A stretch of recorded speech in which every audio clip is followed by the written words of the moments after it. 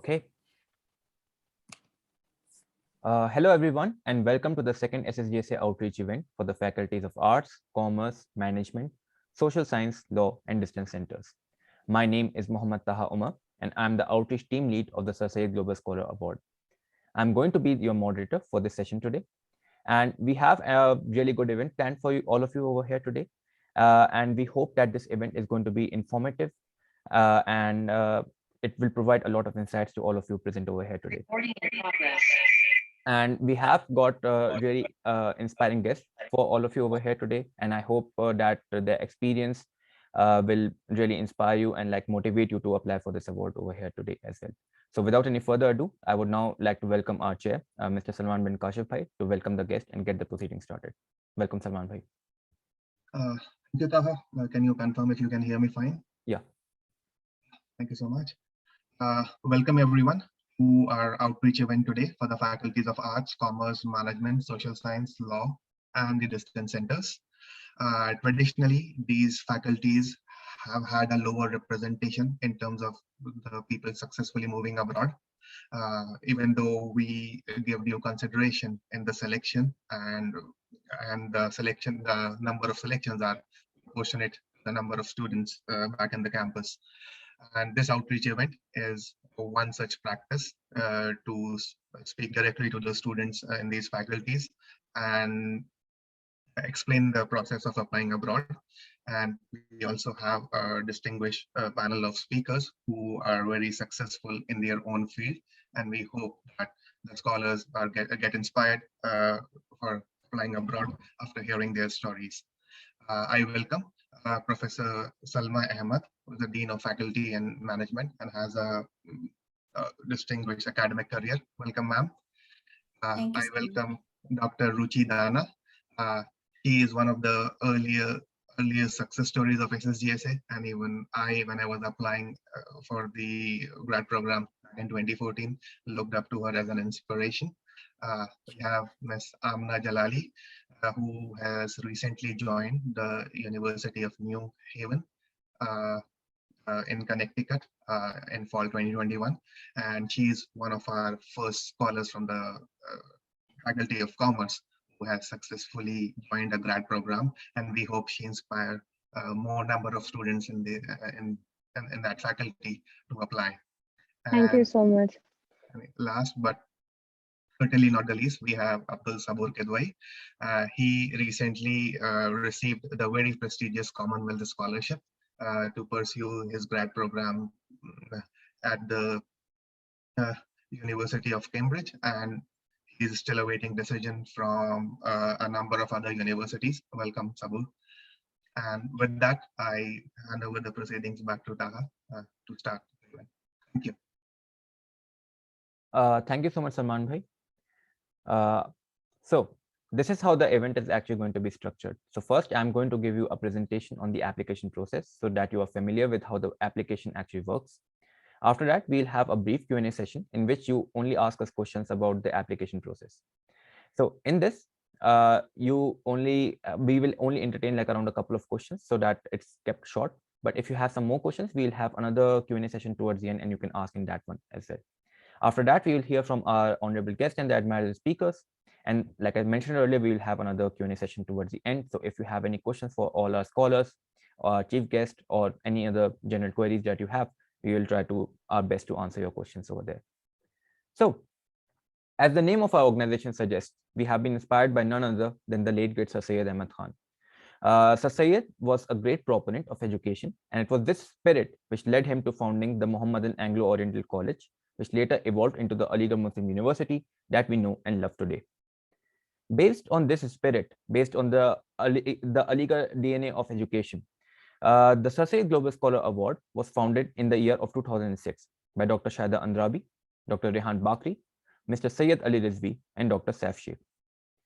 This award is administered by the Sir Syed Education Society of North America, which is a non-profit organization.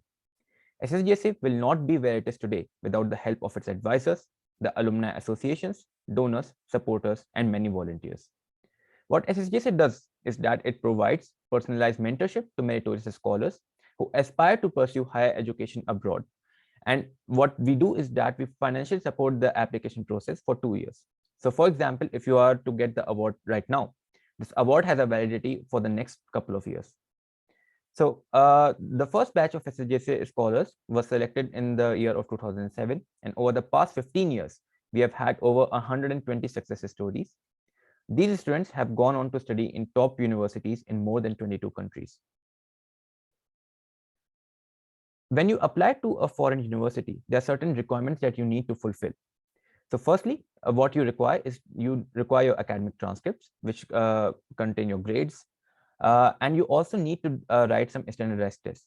So for example, if you're applying to the United States of America, I think a lot of universities over there require the GRE. If you're applying for a management program, you are often required to write GMAT as well. But in almost every foreign university, you are required to prove your English proficiency. And there are two standardized tests for that purpose. So you have TOEFL and you have IELTS. You also need to submit a statement of purpose. And what exactly is a statement of purpose?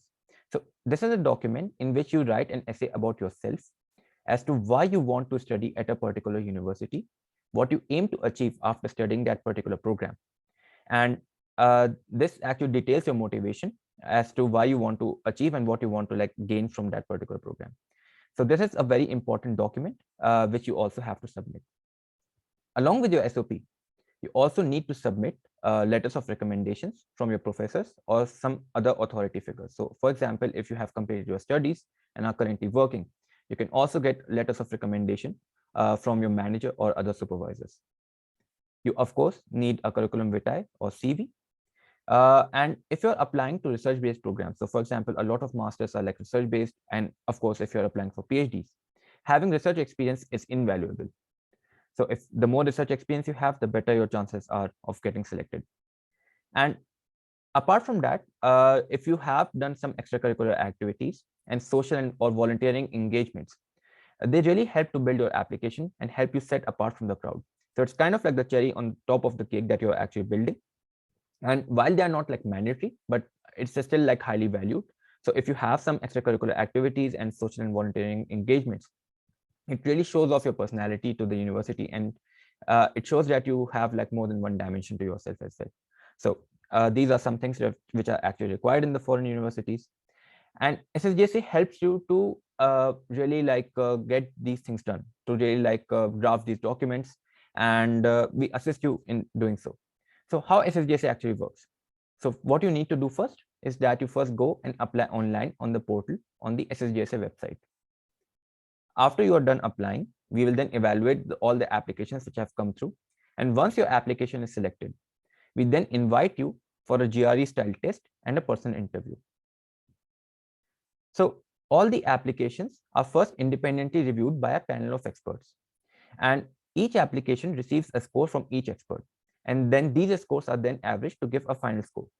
So we do this because sometimes it may happen that you may actually get an expert who is too lenient or too strict, and this can actually lead to like a skewing of some scores. So to ensure that the bias is reduced to a minimum, we try to average them so that you get a more realistic score of what a more realistic assessment of the applicant. Based on these final scores, we select the top 5 to 10% of the applicants, and we invite them for the GRE style test and the interview. And every year, we award 25 to 30 SSGSA scholarships based on the available funds.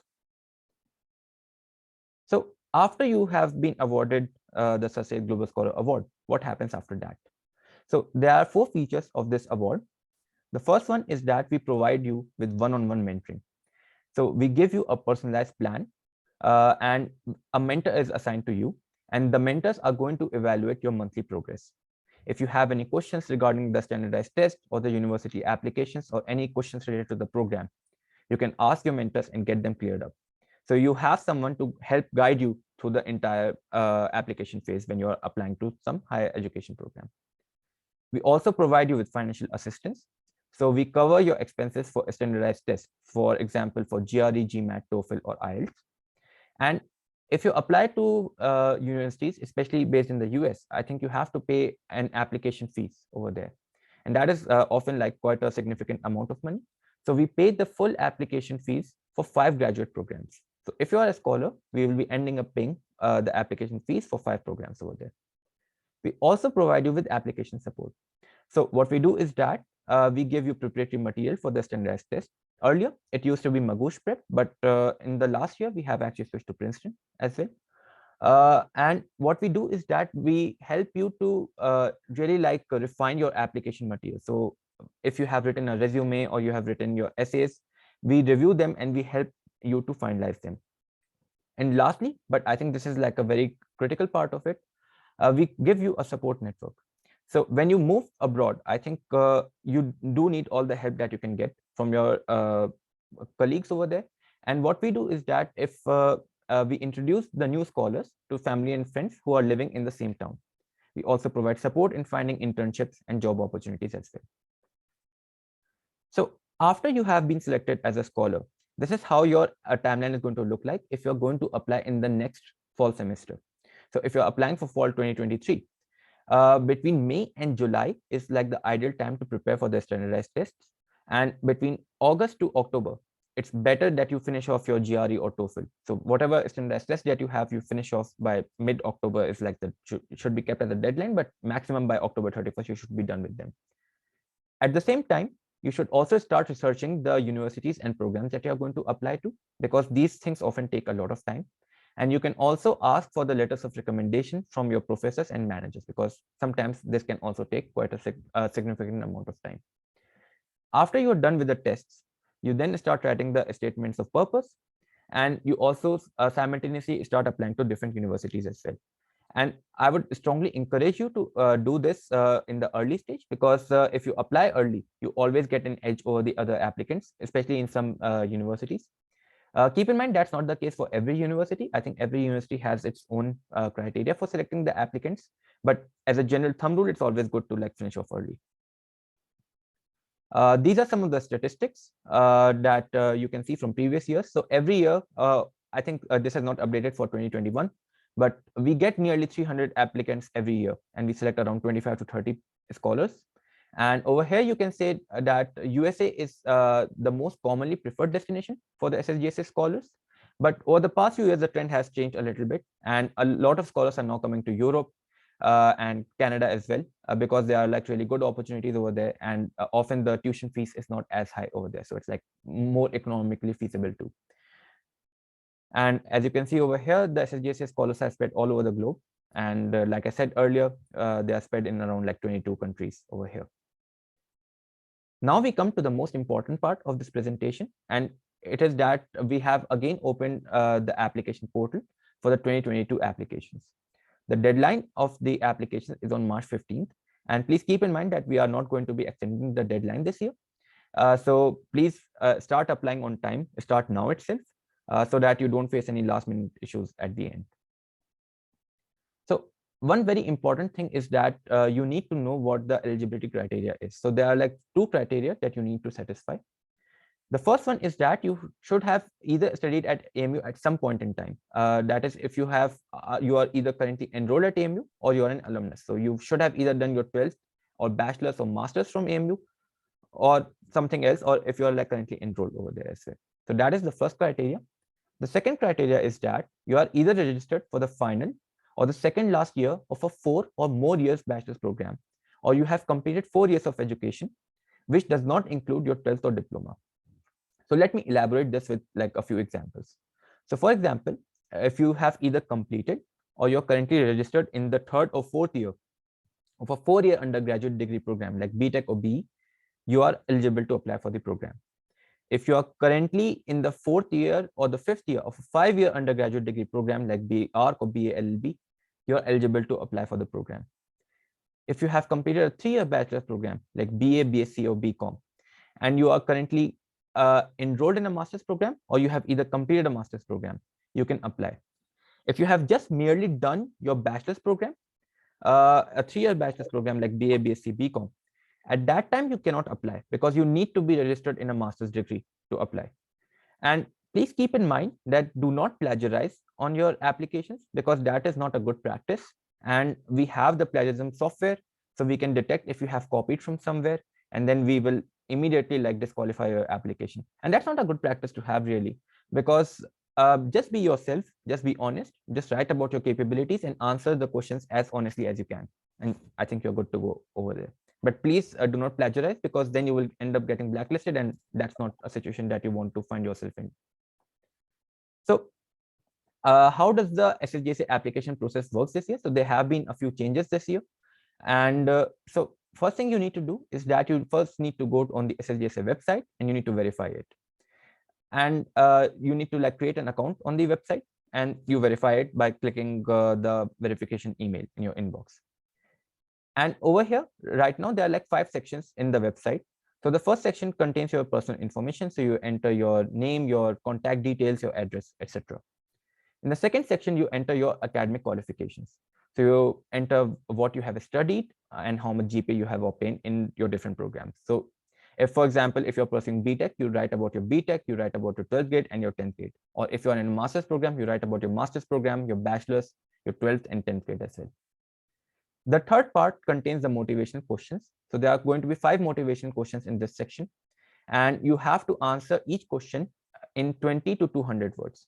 So if you cannot exceed that word limit and you cannot go below that word limit as well. In the fourth section, you need to upload your documents. So you need to upload your CV, your transcripts, and some other certificates that you think are going to add to your application or are relevant to the application. In the final section, you can go back and review everything that you have entered. And if there's any correction that you want to make or any additional information that you want to include, you can review it over here. So the application is still editable, but once you press submit, at that time, you cannot edit the application. So this is just a broad overview of how the application process is structured this year. And if you want a detailed walkthrough, you can go on the SSGSA YouTube channel, and you can also go to our Facebook page where we have uploaded a step-by-step process of how you can fill out the SSGSA application this year. Like I mentioned earlier, you can actually like follow us on Facebook. We have a page on Facebook and you can join the group as well. You can follow us on Twitter and Instagram as well, and you can join the LinkedIn group. Also, we have a YouTube channel, which I think is a really important resource for all of you. So if you want to know how to write an SOP or how to draft a resume, we have conducted webinars previously, and these recordings are available on our YouTube channel. So you can easily go on the channel, and then you can just find out whatever information that you're seeking over there. You can also contact us. So you can go on our website and fill out the contact form, or you can write to the chair of SSGSA at chair@ssgsa.us. If you want, you can write us an email as well on the email contact@ssgsa.us. Thank you so much for joining us, and please feel free to ask any questions. We have 5 minutes right now, and Salman Bhai and Shujat Bhai are over here, and they will be ready to answer any questions, any and all questions that you have right now. What you can do is that if you want to ask the question, you can raise your hand so that I can just call you out and you can unmute yourself and ask the questions. If not, you can also write your questions in the chat and we'll try to answer the questions over there as well. Either way, whichever is comfortable for you is good.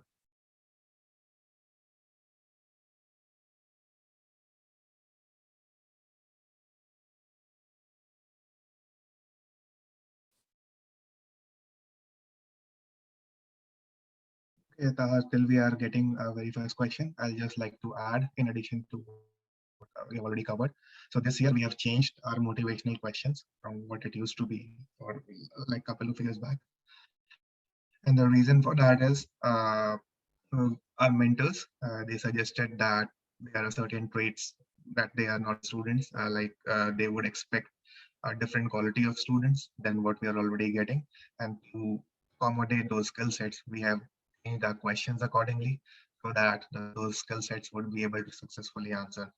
And this is like a part of how we keep evolving with our application process, that the best students in the campus are able to qualify for our award. And we are committed to provide an opportunity to any deserving student in the campus for applying to the grad programs abroad. If you have any questions for any step in the application process, the lead of our applications team, Mr. Shujat Badar, is here too, and he would answer. I think we have a first question from Suhaib. Is GRE TOEFL compulsory if someone is planning to apply for universities who are flexible in this front?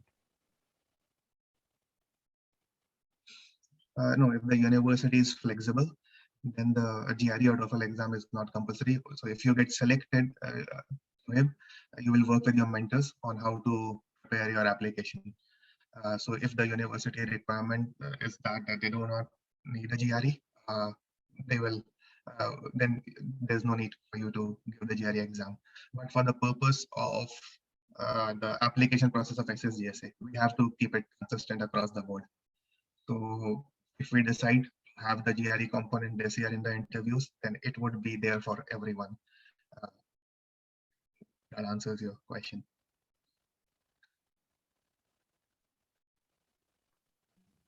And may I add that, in the past few years during the COVID pandemics, many of the universities waived these examinations. But maybe, since we are out of the pandemic, maybe they will come back for every university. So yeah, you have to be careful about that too. And I would also want to add on this that many universities did waived GRE, GMAT requirements, but they see the other aspect of the application, like considering what are the research projects you have did, or how good performed. Like they basically evaluate your grades of your undergrad courses. So you have to make sure that if you are preparing, if the university is waiving GRE or GMAT, then you have to have good percentage in your undergrad in order to be eligible for even to getting the waived of GMAT or GRE.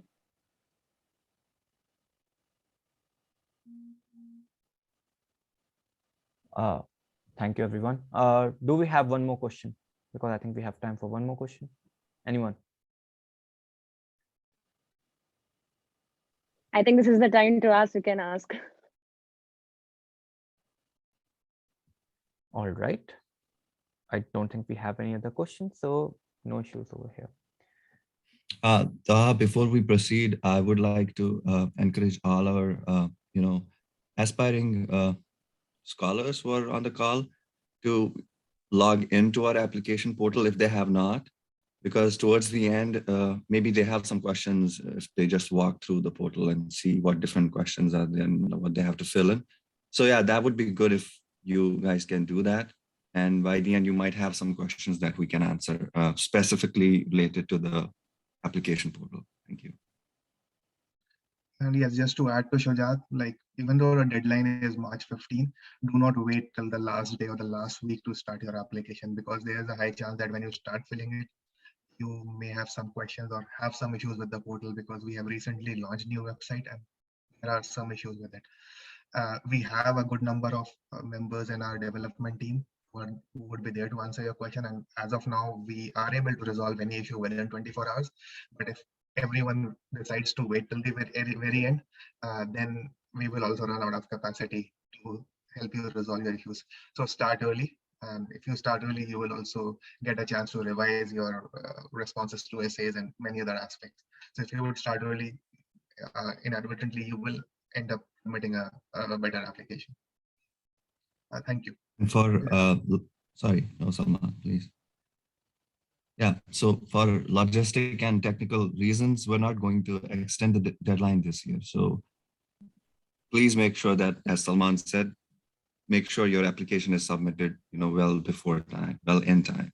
So because there's not going to be any kind of extension in the deadline. So we have a question. Can you please, Taha, should we take it in the end or now? I think we are going to move forward and we'll take it in the last Q&A session. Yeah, thank you. Yeah. Thanks. Yeah. All right.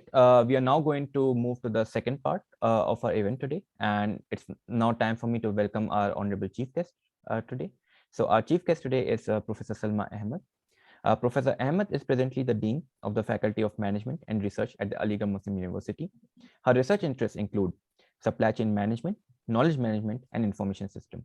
She is a highly respected academic and has published over 90 papers and attended and presented papers in more than 50 conferences, both at the national and international platforms. Welcome, ma'am, and I'm handing it over to you now. Thank you, Mr. Taha. Ali Rizvi Saab, Salim Saab, panelists and students, good evening to you.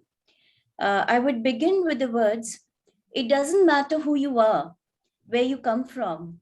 The ability to triumph begins with you always. I would like to just share with you, when I was a very small child, at bedtime, my mother would read out stories of fairies with wings who could float, who could fly high, who could go places and see the wonders of the world. And probably that made me see dreams and I'm a dreamer till date.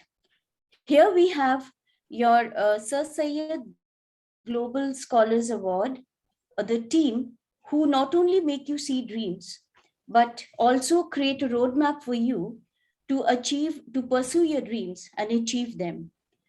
At the outset, I would like to make it clear to the students that we must realize that we exist in a very competitive environment. We exist in a very dynamic environment where change is the only constant. Today's best performance is tomorrow's baseline. Benchmarks are totally being redefined every other day. So we cannot sit back and rest. We cannot sit back and rest. What we need today is higher education. Graduation is an essential, but it is an essential, but we have to think beyond. We have to go beyond graduation. And that is where higher education comes in. When we talk of higher education, we need higher education from the best of the colleges all across the world, from the most prestigious universities all across the globe. That is the need of the hour. Well, eventually, if you have a degree from India, you will eventually find a job in a career. But a job in a career after pursuing higher education abroad will equip you with the essentials, which is necessary for a brighter job and a brighter career. Here, you would end up eventually with a job in a career, but with additional degree, a high degree from any good prestigious university abroad, you will be able to land up with a better job and a better career. Now, where is the difference between pursuing education here and pursuing education from a prestigious university abroad? The difference begins right from the selection process. It is a very tedious process.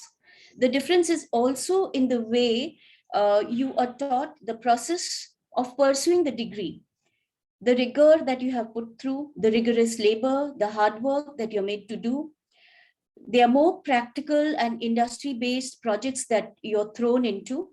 They're more team-focused, discussion-based projects that you have to do. They make you basically work hard. They make you be persistent. They make you be brave, and they make you be stoic. And the average you is gradually transformed into an extraordinary you. That's the difference that they make. Further higher education abroad will expose you to different cultures. It will expose you to different religion, different languages. And you will learn to connect with people from across different countries. You will learn to connect with people across different cultures. You will learn to connect with people across different regions and different religion. You will learn to connect with people speaking different languages. And finally, you will learn not to fear diversity, but to appreciate it and also celebrate it. And all along, it's a valuable learning, believe me. Further, it helps you in developing self-confidence, developing your overall personality, wherein you will look forward to challenges, look forward to hurdles and face them. You will become what we can say the 3 A's: adaptable, more agile, and more ambidextrous. And it will groom you to be a better team player, which is an essential requirement today. We cannot exist or do any work in isolation. It will enable you, groom you to be a better leader, and finally a better you. Now let's see the other side of going abroad, which I think a kind of a fear or phobia which everyone goes through. The first fear that comes is, oh my God, I'm going to be all alone. I'm going to miss my home. I'm going to miss my family, my friends, and also my favorite cuisines. What do I do? I'm dead scared at this moment. And I do not want to move out of my comfort zones. But believe me, students, life begins at the end of your comfort zone. And it is not as scary as we see it to be. It is not as scary as it looks. The struggles abroad, the associated doubts, the uncertainties that at that time you feel will make you more stronger. And it's worth the while. So be willing to shoot yourself in the world and space called unknown and plunge into the process of a self-discovery. You need to discover yourself, and that is you'll be able to do once you move out. In the end, it's worth the while. You will feel you are reborn, and that's very important. All along this process that I'm talking about, going abroad, seeking a higher education abroad, there is this SSGSA team to hold your hand and help you through at every step, right from the process of searching where you want to be, which institute that you want to go to, how do you secure admission, maybe to an Ivy League business school, like a Wharton Business School, Columbia Business School, Yale, whatever is in your mind, or the topmost Harvard or the MITs. All business schools, have already been told by you, across the globe will look for a GMAT or a GRE score, a good score, no doubt. And you would be shortlisting universities on that basis, depending upon your profile, depending upon your work experience. But apart from your academic record, I think has already been shared with you, it is also your holistic development. That is how much you have participated in literary activities, outdoor activities, sports. So the approach is not only concentrating on your academics or your score in a GMAT and TOEFL.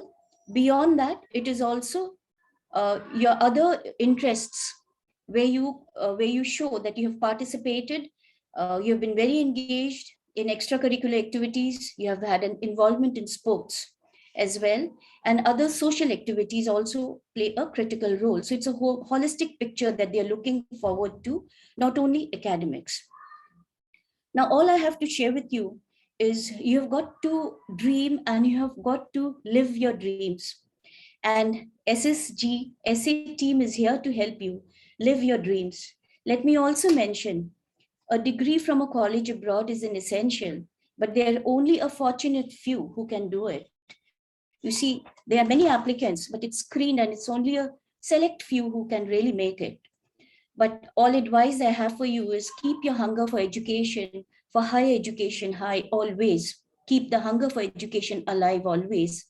Keep the hunger for learning alive always. Keep a yearning for growth always alive within you. And I would like to sum up with the words of Vincent van Gogh. I first dream my painting and then I paint my dream. And so students, let Sir Syed Global Scholarship Award team as a whole help you paint your dream and convert it into reality. That's all. Thank you so much, ma'am, for your very inspiring and eloquent speech. You have inspired the people present over here today to challenge themselves, to pursue their dreams, and to really get out of their comfort zone and explore a whole new different world. Thank you so much for your kind words, and we are very appreciative of everything that you have said today. All right, we also have very esteemed panelists for over here today with all of us. So we have one of our more accomplished SSGSA scholars, Dr. Ruchi Dana. So Dr. Ruchi Dana is a multi-award winning doctor, thought leader, innovator, and entrepreneur. She is presently a board member of the Dana Group and president and COO of the Duluth Medical Technologies, INC, a Silicon Valley-based robotic medical device startup. Dr. Ruchi was featured by Forbes on Power Businesswoman 2020 Middle East list and had previously been recognized by Forbes Middle East as the next generation business leader in the Arab world for 3 consecutive years, 2017, 2018, and 2019. She completed her MD from AMU and got her full-time MBA and PMP degrees from Stanford University. Welcome, ma'am, and over to you now. Thank you so much, Taha. It's a pleasure to be here. Thank you so much, Professor Salma. Thank you, Salman, for organizing this event. I think Professor Salma gave us a very, very good motivational speech, and I'm really hopeful that all the students could take some notes and learn from what she has said. And I think it's an amazing opportunity for all the students right now to apply for the SSGSA scholarship. I'll just briefly go over my life journey and how the SSGSA scholarship actually helped shape my life in a completely different way. So I'm Dr. Ruchidana. I'm a medical doctor in a Stanford MD, and I'll talk about like how I reached Stanford and what was the role SSGSA played. So when I was in medical college in JNMCH, I was really fond of like innovating stuff, working on research with my professor.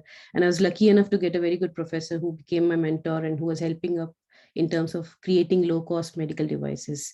So it was in ophthalmology, and I worked with him in presenting papers, publishing papers, doing a lot of research. In fact, I got a grant from AMU to actually go abroad to Europe and present in a conference in Barcelona. So that was really exciting. So I really was into the research, into medical devices, and it was good enough to do the paper presentations, like publications and all. It was good. It was highly rewarding. But at the same time, I thought that it's better to actually commercialize these devices. And the reason for that was that in research work, you can do up to a limit, but only once your devices are out there in the market, that's when they'll have an actual impact on the world. So that's what I was thinking. So I thought in order to commercialize devices, I should definitely like start my own company and all. But back then I graduated in 2008. So the startup ecosystem in India was not very well developed. And especially if you think about like medical colleges, nobody ever like usually does a startup, especially back then. So it was not anything that I was very confident about, because I didn't actually have the skills to start a company, and it was a very risky decision at that point of time. So I decided it's better to equip myself with some business skills, and I decided to apply to various business schools. And I gave my GMAT, I got a good score, and then I started the application process. And I remember like SSGSA helped me quite a lot. I got waitlisted at Harvard and for the interview, and finally I got the interview, and I actually went for the admit weekend for MIT. So I got accepted at MIT Sloan with a full scholarship, and that's when I actually used Ali Bhai's place for keeping my luggage and all in Boston. So thank you, Ali Bhai, for the graciousness. So I went to MIT. I was really excited. The admit weekend was really good. SSGSA played a great role. But then eventually, my dream school, Stanford, accepted me. So I was a late applicant in Stanford. I was a round 2 applicant. And eventually, once the decision came, it was really difficult to decide between Stanford and MIT. But I was lucky enough to be in this position to make that decision. And I think overall, like the guidance that I got, not just from like the SSGSA, like people that are actually on the board, but also the students, the previous students that used SSGSA and were able to make decisions between choosing various universities. I think there again, like the entire help of the community came up, because it's a very difficult decision to choose one college over the other. And like sitting in India, you can never really be confident about your decision. So at that point of time, again, like the entire community of SSGSA helped me quite a lot in making the right decision. And I think like overall, it worked really well for me, because Stanford was my dream school, and I was really excited to do my full-time MBA from Stanford. And I was lucky enough to get an opportunity to do a Stanford biodesign program as well. And we got NIH grant from the US government. So that was again a big highlight, because as a medical doctor, it was a very good accomplishment for me to get some grants from the US government to work on my research, because that was my true dream.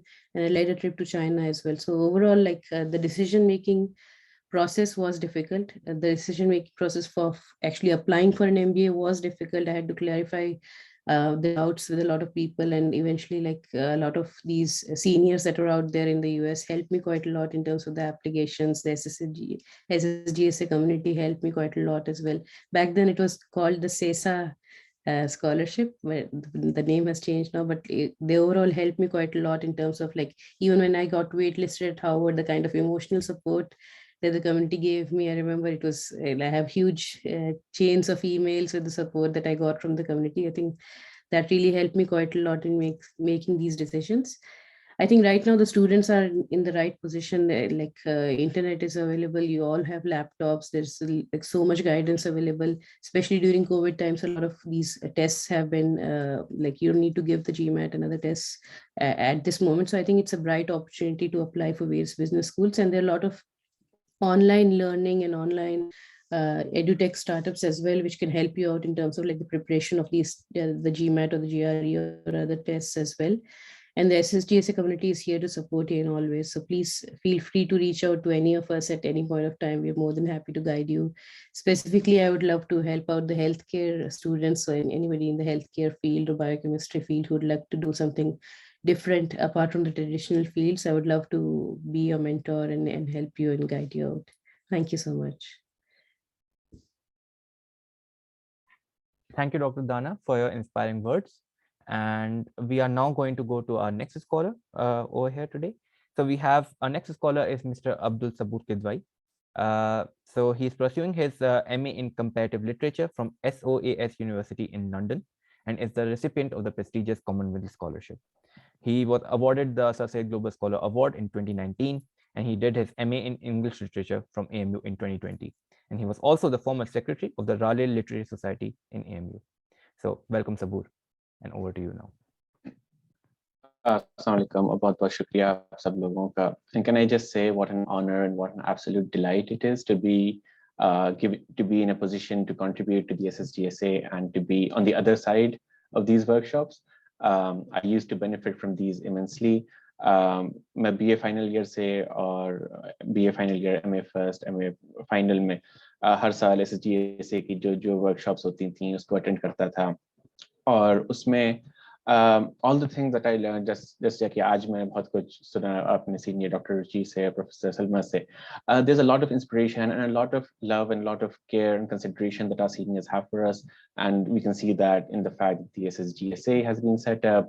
Our seniors Salman Bhai, Shajad Bhai, Taha Bhai, and all the others who are too numerous to name in the SSGSA team, they work for us, and they really take a lot of time out of their lives to give to us.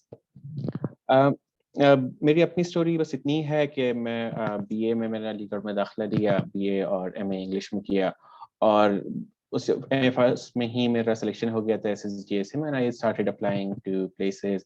उस वक्त तक obviously the GRE was an important component for the application process, and the SSGSA arranged for the payment of that fees, and that is almost 18 to 20,000 rupees. That was a huge amount that the SSGSA provided. लेकिन सबसे important जो चीज़ मुझे लगी जो SSGSA ने दी और बाकी जगह नहीं मिलती है, that is the emotional connection that we have, because these are our seniors who have gone through the same process that we are going through. They lived often in the same halls that we lived in, and there's always a connection that we can get.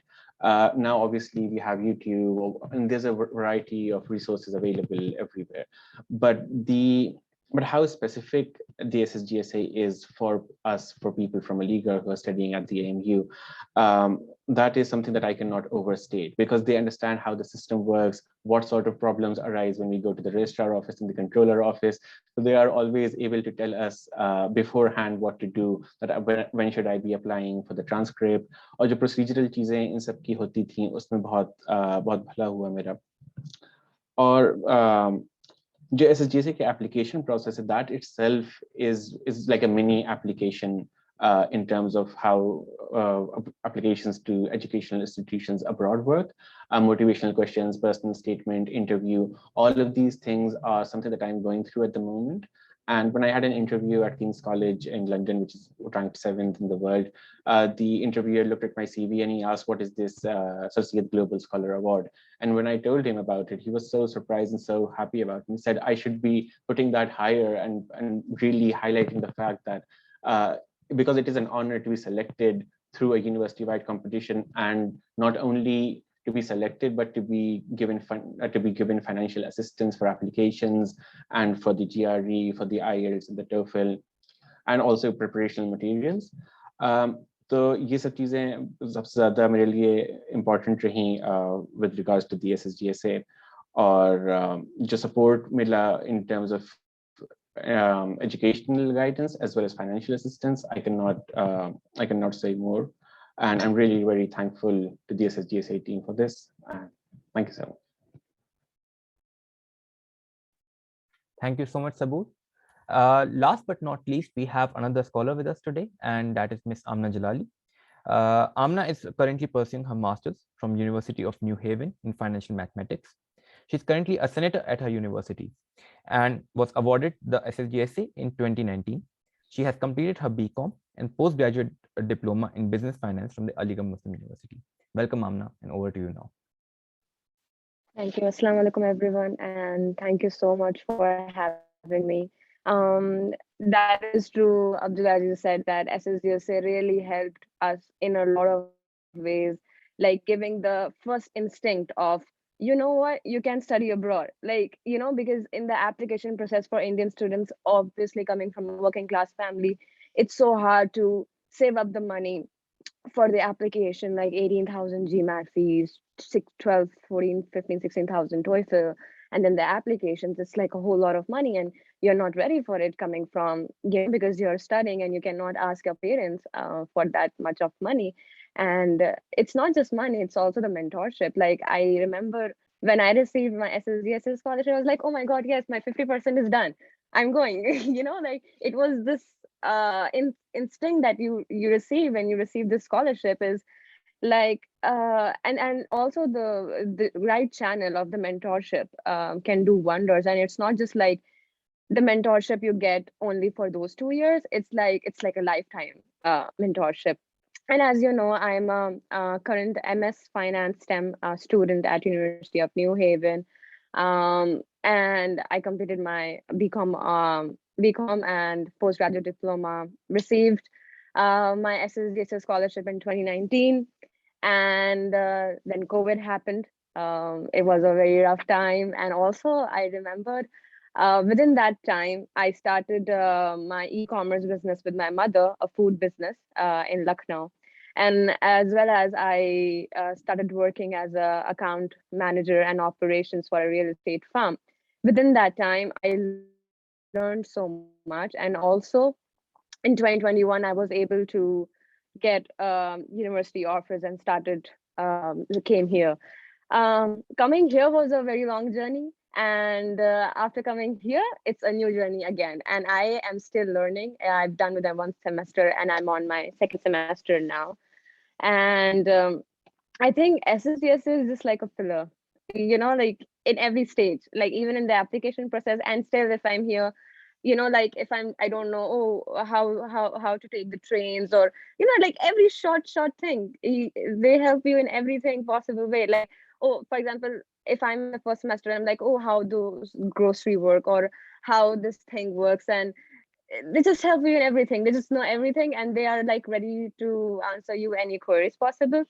And I would say the most factors that helped me, I think these are the most simple words that you must have heard every time, but this words, it's like you must have the determination. Coming and studying abroad is something that needs a lot of determination. It's a long process. You might have this feeling of I maybe let's just not leave it. I don't think I'm capable of doing this thing. So I think determination is very important part in this application process. Not losing hope and feeling that you are capable of, and also like patience, because you need to understand that when the time will be right, everything will fall into place. And as my personal experience, coming to the US, studying my doing my higher education was a dream come true in the first place. And I think the feeling when you're actually boarding the first flight of your life and going to your dream country with like the first ever airplane is a feeling that is unmatchable. That like, okay, this is it, you are going to your dream country, which has been known for its opportunities. And I am so happy that SSGSA, I'm still in the SSGSA community, and I will be able to help students from my background, from the commerce background, to know that there are so many fields that are coming in. And as you know, that how the industry has been updating with the tech. So, and how there are so many opportunities available, like you say, business analytics, marketing analytics, fintech. So these are so many emerging opportunities available to students, that they're just not studying commerce. There are so many opportunities available. Like there's like a vast pool. If you come here and you're like, oh, I never knew these are the subjects that are still available. Because in India, you just, so it's like, it's so important to see that how the opportunities exist in these countries, and you never know what you're capable of. And it's also like, as Professor Salma said, that it's not just like a personal, it's not just you gain education, it's also like a personal development, and you will learn the diversity, and you see that how things work and how different people are, their communications, and it will just make you a very, very strong person, both like, and it would make you independent. So I think that's something, it's a life skill that will help any person to be successful in life. And most important thing, many students, I think that, oh, they cannot study abroad because they do not come from a very rich family or very good. But I feel it's not true, because there are so many, and SSGSA help you to channel the right path. So uh, being me as a life example, I don't, and so many others as a life examples, that money is not important thing that that would, put as a constraint that you cannot study abroad. Yeah. Awesome. Thank you so much, Amna. And thank you to all our scholar panelists over here today for your inspiring words. And I'm sure that our participants over here today have a lot of questions for you right now. So now is the time for the second Q&A session. And again, you can please raise your hand and ask the questions, or you can write in the chat as well. And we will be entertaining questions for the next 15 minutes now. So, yeah. I think Shweta, you can answer that question about the motivational questions that came earlier. That is important to address. Yes, I think it was asked by Sohaib. Yeah. Yeah, the question is, can you please elaborate the motivation questions portion? So yeah, we have a battery of 5 questions which are there to gauge your personality. And the questions are based upon like many different factors, ranging from your work that you have done in your field, like what you think about, other aspects of your own personality. For example, there's one question that, who is the person you look up to most in your life? So it doesn't need to be somebody, like APJ Abdul Kalam or Mahatma Gandhi or Dr. Iqbal, because those, yes, of course, like, people like those have always inspired us. But the point here is that, is there anybody adjacent to your life who you have in your life? Like, it could be your father, it could be your friend, your teacher, somebody that you have interacted with in your own life. So we have questions of those, quality too. And we also have some questions about, I would say, what would you do if you get the scholarship? So basically, we want to know, how you take this opportunity. Like, are you really motivated to get this scholarship, or are you just applying just because, you found this advertisement in university or on Facebook? So basically, we're trying to gauge how motivated you are, and that reflects in how well prepared you are. For example, if you have done many projects, if you're good in academics, you have done workshops, you have done other courses, so that tells us that you are really serious about what you want to do in life, and you almost, like, you at least have this this faint idea of where you want to go in next 5 years. Plus, couple that with what you think about your own personality, like what kind of a person you are, and what are your strengths, and how would you like to take them forward as a part of this application process. So yeah, overall, we're going to check your educational and your personal traits in those questions. If you have any more questions, you can also write emails to us. But let me tell you that there is not going to be any hand holding in this case, because in these questions, we try to make sure that we don't give you very clear cues, because once we hold people's hands answering those questions, then it becomes, it's kind of unfair. So that's why we leave we leave those questions there, so that it becomes like there is it makes sense to not hold hands and like explain everything in terms of like what those questions mean, because the end goal of those questions is for us to see whether you are able to, discover yourselves through those questions, or like look at or introspect yourselves through those questions. So yeah, thank you. Thank you so much, Shujat. I'll just add more. Broadly, through those questions, what we are trying to determine is that whether if we select you, you would be successfully able to apply, whether you are motivated to apply, and then ultimately would you be able to successfully apply and come abroad and then contribute back to the program. So if I were to put it in one sentence, this is what we are looking for. And the other part, but Shujat was mentioning that we are not going to handhold you. And we are not going to give further details on those questions, like, because if we give more pointers, these are the answers we are expecting, then the answers that would come were only on those lines. What we are hoping to see from those responses is is the uniqueness in each person. So the way you would answer, it would give us a sense, firstly, of like 2 or 3 questions are directly related to what you have done. It will tell us like what you have accomplished. And then there are some questions which has to do with your personality, that having like selecting someone as a SSGSA scholar is not just about helping that person to move abroad. It's also about how will that person then become a part of our program and then pay it forward. How will that person ultimately help? So we are looking for the holistic thing. And even though there's no question here, but we ultimately, like, we get a lot of those questions, that what do I need to do, like how many projects I need to have, how many internships I need to have. And I'll make it clear that we never look for the number of projects or number of internships or number of your certificates. Number is not the criteria.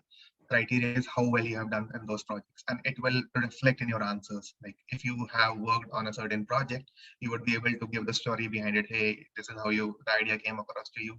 This is how you reached out to the relevant people and did this. And that is what we are going to judge.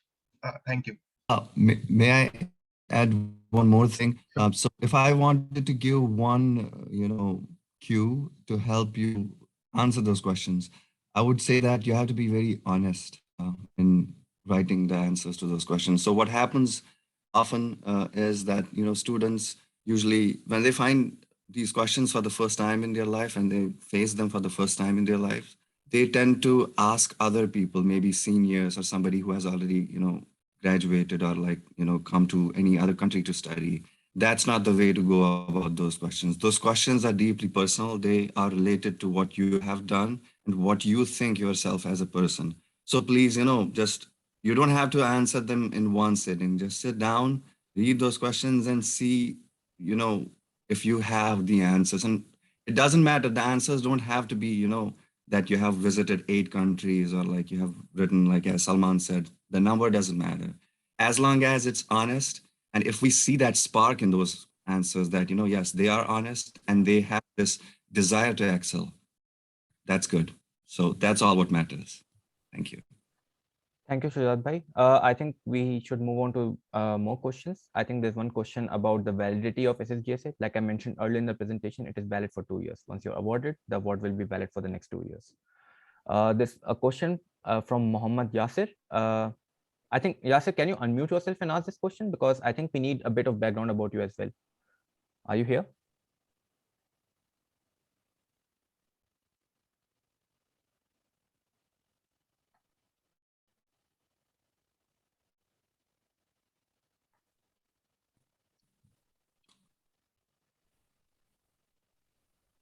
If Yasir, if you're listening to us, if I've read your question clearly, it asks whether you should go for a PhD program or you should apply for masters related to your, what you have done in your bachelor's in engineering.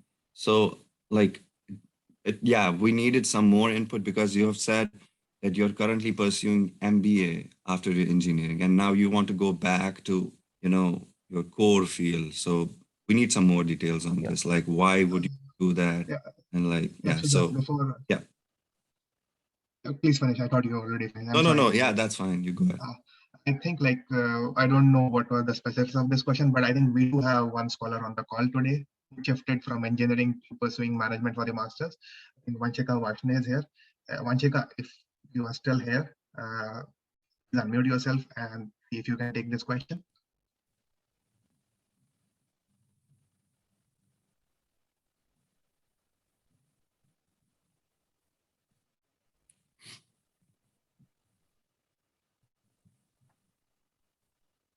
Not sure she's here. But yeah. We can move on then. Mhm.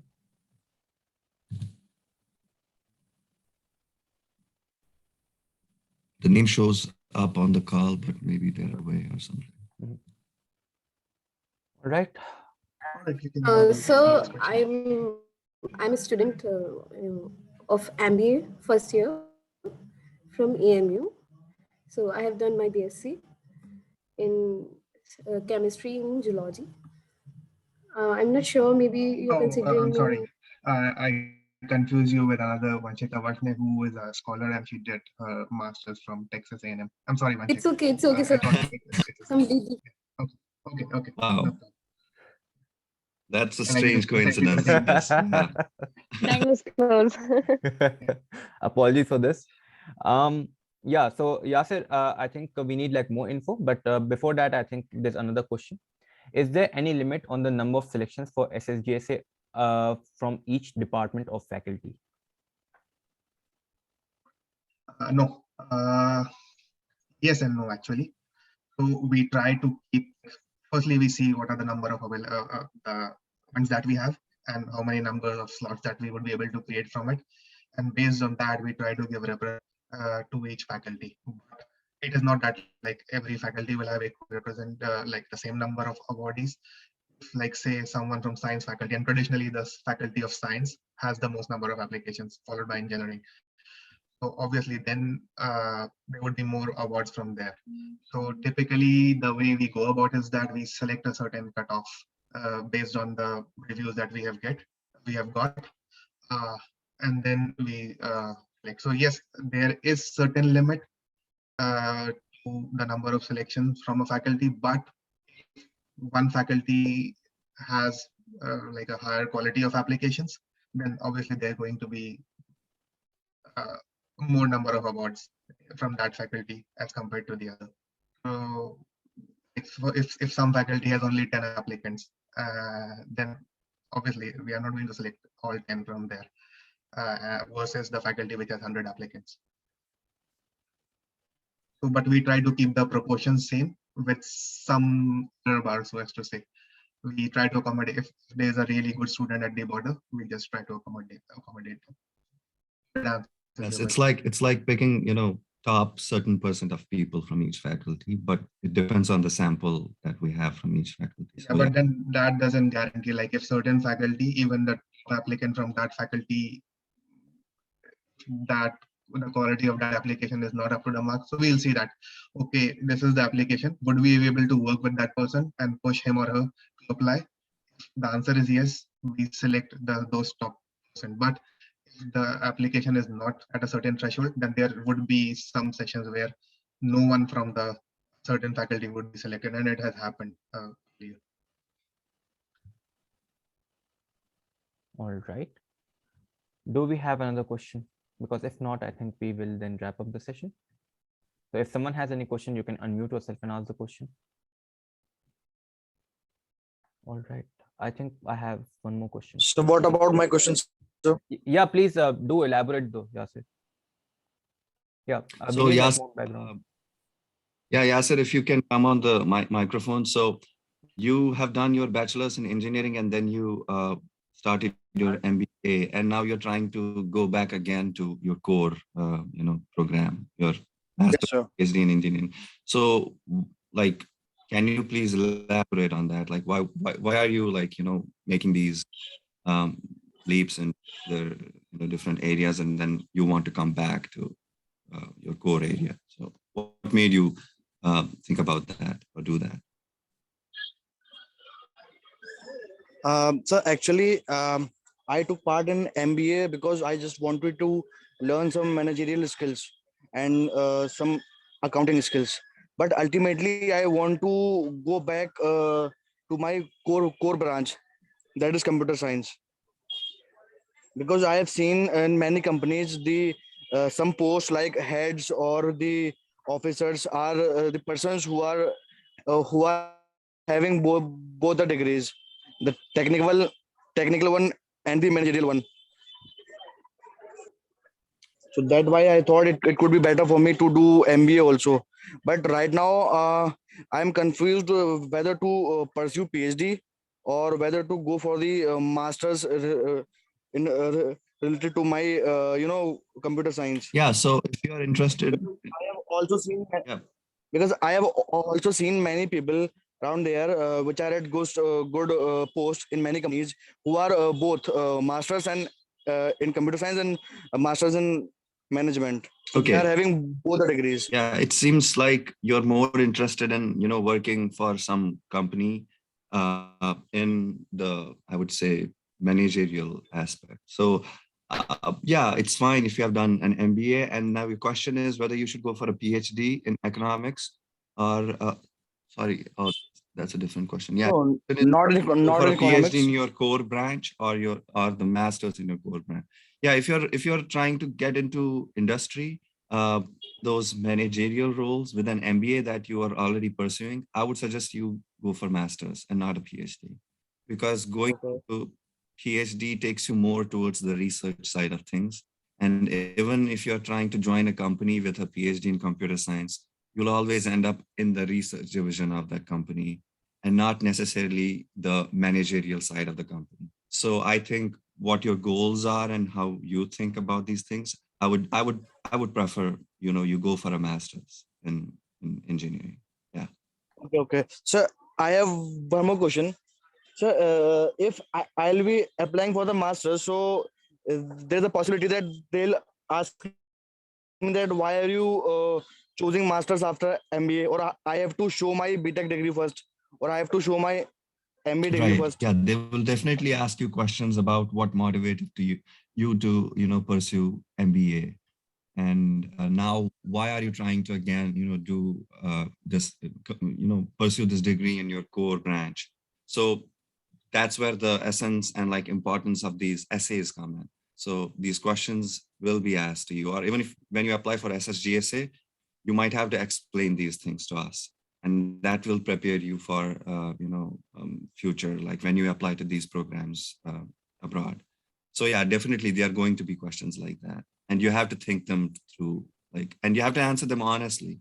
You don't have to just make up a story. The things that you just highlighted here, that you wanted to gain some experience in the managerial side of things or like financial side of things, I think that's an honest answer. And so if you build upon that with a proper story, then yes, I think that's a fair answer. Okay. Okay, sir. Yeah. Yep. Good. Thank you very much. Thanks. So, yeah, thank you, Asif, for your question. We have one final question from Kritika.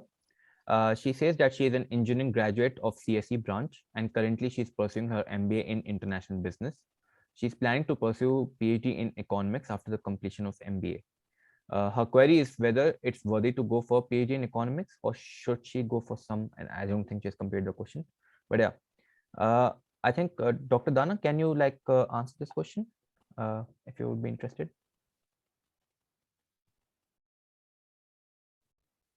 Sure. Kritika, I think it's amazing that you're doing CS already. I think that's an upcoming branch. I think the world is open. You're doing your MBA as well. Computer science and MBA is a very strong combination for getting into any field. I would like to say that it's important to see what you want to do in life, like what's your long-term goal, which field do you want to pursue apart from studies, because oftentimes what happens is like we're just caring a lot about studies, but you don't know really about what you want to do in the future, whether you want to go and start a company in maybe a startup, that's the reason you're doing CS and MBA, or maybe you want to go into research, that's the reason you're planning to go for a PhD as well. So I think it will really help if you get some clarity about what's your long-term plan. Do you intend to do a 9 to 5 job as a research person, or do you want to do something on your own, like a startup or a tech job? I think it all depends on that. So I would love to know like what's your thought process on that, and then maybe we can take a decision. And I'm happy to share offline as well. Good evening, sir. Kritika here. Actually, I'm planning to go into research. So that is the reason why I opted for economics after MBA. I want to be an economist. I want to write articles. I want to modify the changes in the current scenarios, so that can further help in increasing and augmenting the economies of the countries.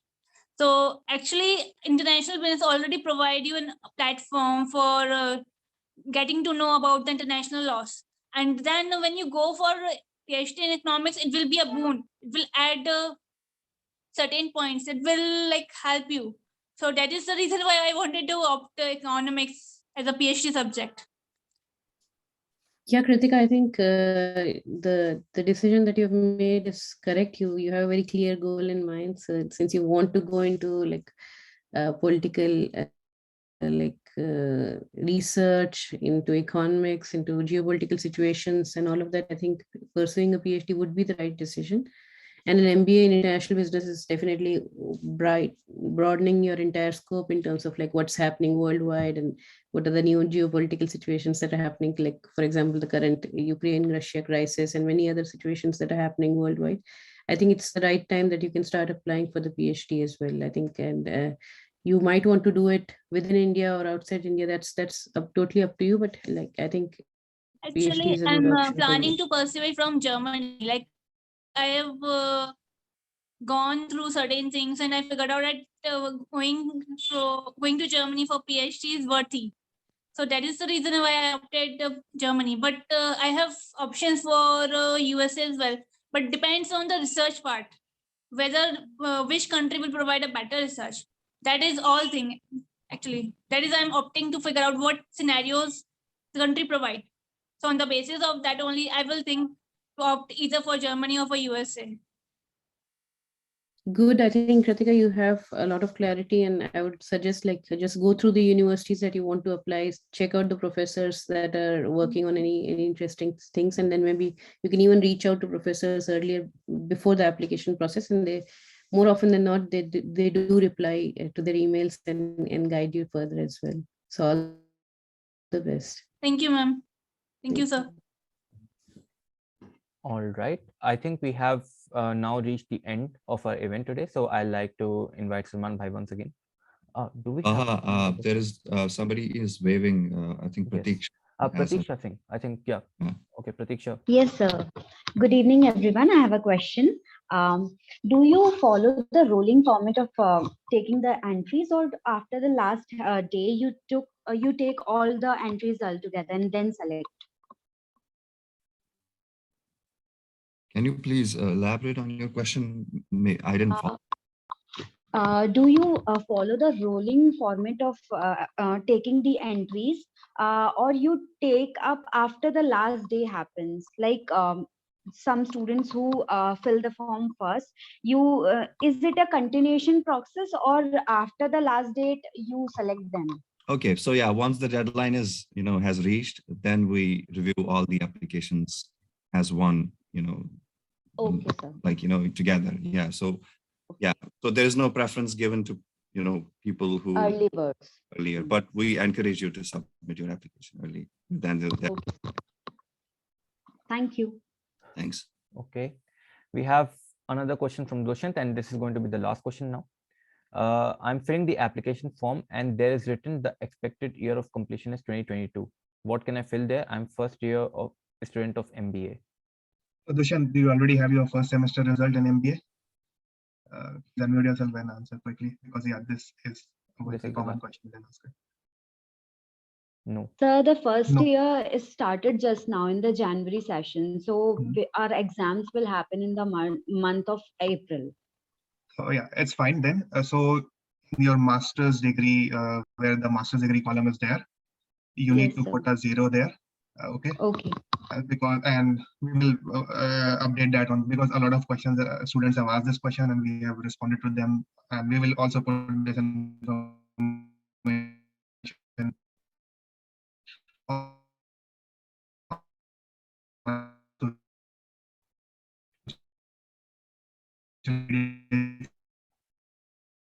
so just put a 0 there. If you process, then we would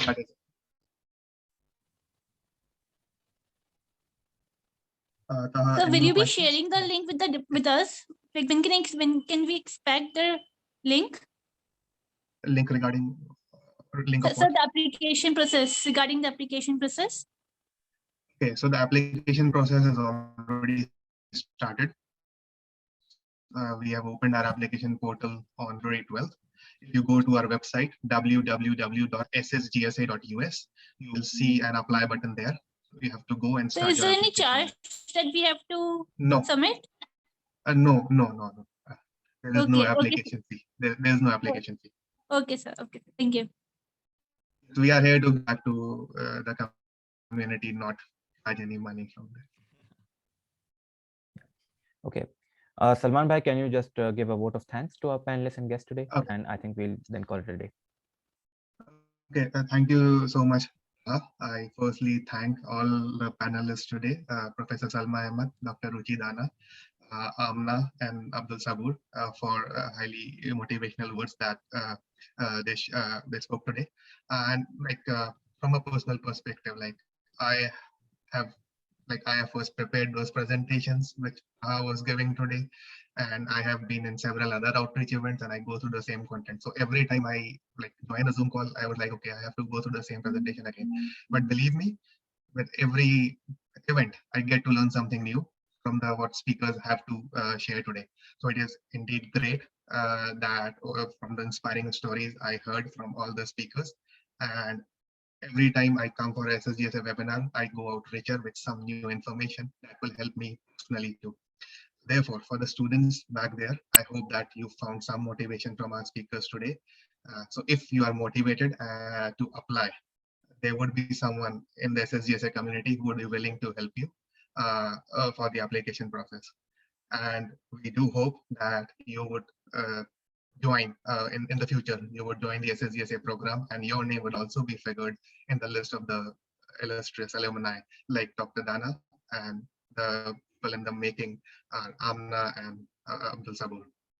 And also I thank Professor Salma Ahmed very much for the motivational words she gave, and it is indeed a learning for all of us. Thank you so much. Thank you so much, Salman Bhai, and thank you all for joining today. We are now going to call it a day, and goodbye, take care, and we look forward to seeing your application very soon. Godspeed, everyone. Bye-bye. So, thank you.